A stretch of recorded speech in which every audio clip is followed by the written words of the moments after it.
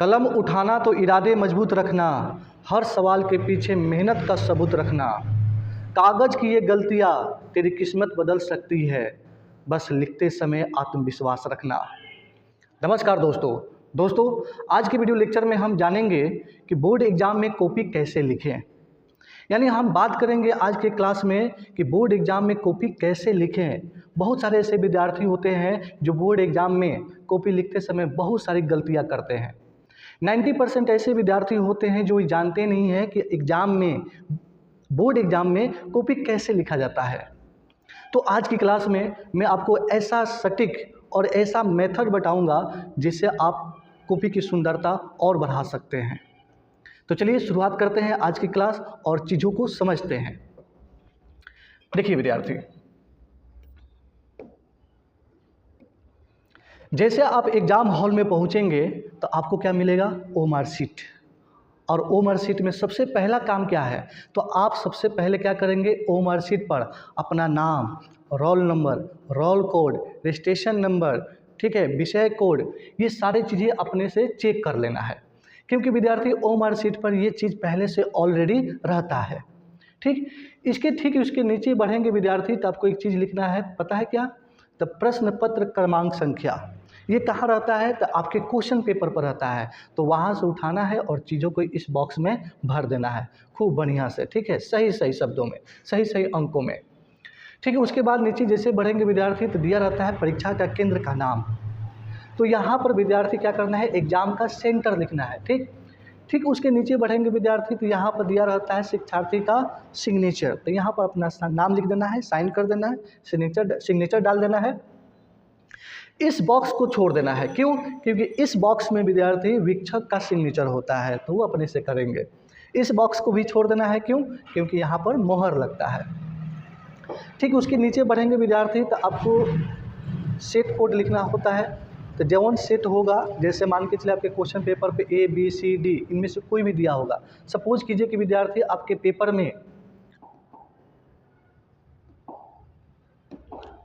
में कौन सा कोड दिया है। जैसे सपोज कीजिए विद्यार्थी कि आपके पेपर में B दिया है, ठीक है, तो यहाँ पर B लिखना है और B के सामने विद्यार्थी इस गोले में बढ़िया से कलई कर देना है, यानी इस गोले को रंग देना है।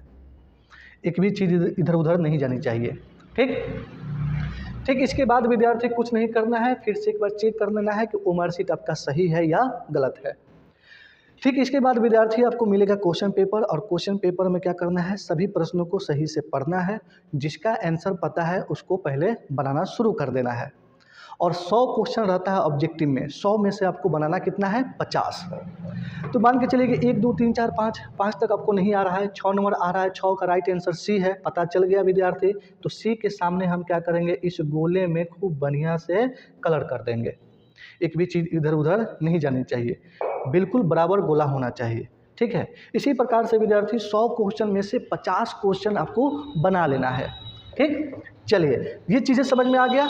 आई होप आप लोगों को समझ में आ गया होगा। अब हम बात करेंगे विद्यार्थी कि बोर्ड एग्जाम में कॉपी कैसे लिखें। तो देखिए, परीक्षा शुरू होने से पहले क्या करें? तो क्या करना है? तो सबसे पहले प्रश्न पत्र मिलने के बाद 5 मिनट पूरा पेपर ध्यान से पढ़ें। आसान प्रश्न पहले हल करें। जो भी आसान प्रश्न लग रहा है सबसे पहले नंबर देकर उसका आंसर लिखना शुरू कर देना है। समय का सही विभाजन करें, किसी एक प्रश्न पर ज़्यादा समय ना दें। कोई भी प्रश्न बना रहे हैं विद्यार्थी, उस पर ज़्यादा समय ना दें। समय का ध्यान रखते हुए सभी प्रश्नों का उत्तर देना है। कोई दिक्कत? आगे देखिए, अब हम बात करेंगे कॉपी कैसे लिखें। तो साफ और सुंदर लिखावट होनी चाहिए, यानी आपकी लिखावट साफ और स्पष्ट होनी चाहिए। ज़्यादा छोटा या बहुत बड़ा ना लिखें। नंबर 2, हर उत्तर नई लाइन से शुरू करें। कोई भी अगर उत्तर दे रहे हैं विद्यार्थी तो हर लाइन से मतलब शुरू करना है, यानी प्रश्न संख्या साफ लिखें। जैसे क्वेश्चन नंबर 1, क्वेश्चन नंबर 2, उसके बाद विद्यार्थी आप आंसर उसका दीजिए। यानी गलत प्रश्न संख्या लिखने से नंबर कट सकते हैं, इसलिए विद्यार्थी question number 1, question number 3, question number 9 डालकर तब आंसर डालकर लिखना है। ओके, चलिए देखिए, हेडिंग और पॉइंट्स बनाकर लिखें। हेडिंग और पॉइंट्स बनाकर लिखें, यानी लंबे उत्तर पैराग्राफ में ना लिखें। जो लॉन्ग क्वेश्चन आंसर होते हैं उसको विद्यार्थी पैराग्राफ में नहीं लिखना है, पॉइंट बनाकर लिखें और महत्वपूर्ण शब्दों को अंडरलाइन करें।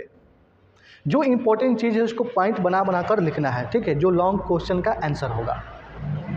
उसके बाद क्या कर रहा है कि लंबे उत्तर में पहले परिचय दें, फिर मुख्य बिंदु लिखें और अंत में छोटा सा निष्कर्ष जरूर लिखें। जैसे मान के चलिए कोई निबंध लिख रहे हैं, कोई आर्टिकल लिख रहे हैं और वो थोड़ा सा लंबा लिखना होता है, 1 से 1.5 पेज में लिखना होता है, तो लास्ट में निष्कर्ष जरूर लिखना है। याद रहेगा। चलिए आगे हम बात करेंगे कि डायग्राम और मैप जहाँ जरूरी हो क्या करना है, डायग्राम पेंसिल से साफ साफ बनाए, लेबलिंग साफ होनी चाहिए। जो भी अगर डायग्राम पूछता है विद्यार्थी तो उसको बनाना है पेंसिल से, ये दिमाग पर रखना है। चलिए समय प्रबंधन यानी समय का यानी टाइम मैनेजमेंट भी ज़रूरी है। बहुत ऐसे बच्चे होते हैं जो टाइम मैनेजमेंट नहीं कर पाते हैं, मैनेज नहीं कर पाते हैं, लेकिन आपको ध्यान रखना है प्रश्न होंगे विद्यार्थी ढेर, समय मिलेगा आपको कम, लेकिन उसी समय में विद्यार्थी सारे प्रश्नों को हल करके आना है। इसलिए विद्यार्थी टाइम मैनेजमेंट बहुत ज़रूरी है। अंत के 10-15 मिनट कॉपी चेक करने के लिए ज़रूर रखें। कोई प्रश्न छूट तो नहीं गया, प्रश्न संख्या सही है या नहीं यह ज़रूर देखें। लास्ट में विद्यार्थी समय बचाना है 10 से 15 मिनट और सभी एक बार कॉपी को चेक कर लेना है कि कोई प्रश्न छूट तो नहीं गया है। अगर कोई प्रश्न छूट गया है तो उसका आंसर उसी समय में दे देना है। इसलिए 10 से 15 मिनट बचाकर चलना है, ठीक। चलिए अब हम बात करते हैं कि ये गलतियां बिल्कुल ना करें, यानी ज़्यादा काट पीट ना करें, लाल या हरे पेन का प्रयोग ना करें। कौन सा पेन का इस्तेमाल करना है, ब्लू और ब्लैक, ये तो पता है, लाल और हरा यूज नहीं करना है। एक ही बात बार बार ना दोहराए। बहुत सारे बच्चे होते हैं कि जिसका आंसर नहीं पता है वो एक ही चीज़ को बार बार दोहरा देते हैं, ऐसी गलती आपको नहीं करनी है। या आप विद्यार्थी आंसर दे रहे हैं तो वहाँ पर एक ही चीज़ बार बार दोहराया जा रहा है तो भी ध्यान पर रखना है, दोहरा कर नहीं लिखना है। कॉपी खाली ना छोड़े, जो आता है ज़रूर लिखें, कॉपी को खाली भी नहीं छोड़ना है। अगर मान के चलिए जिस प्रश्न का उत्तर आपको नहीं पता है लेकिन थोड़ा बहुत उसके बारे में आइडिया आ रहा है, थोड़ा बहुत उसके बारे में जानकारी है, तो कुछ न कुछ उससे मिलाकर अपने शब्दों में उसको उत्तर देना है।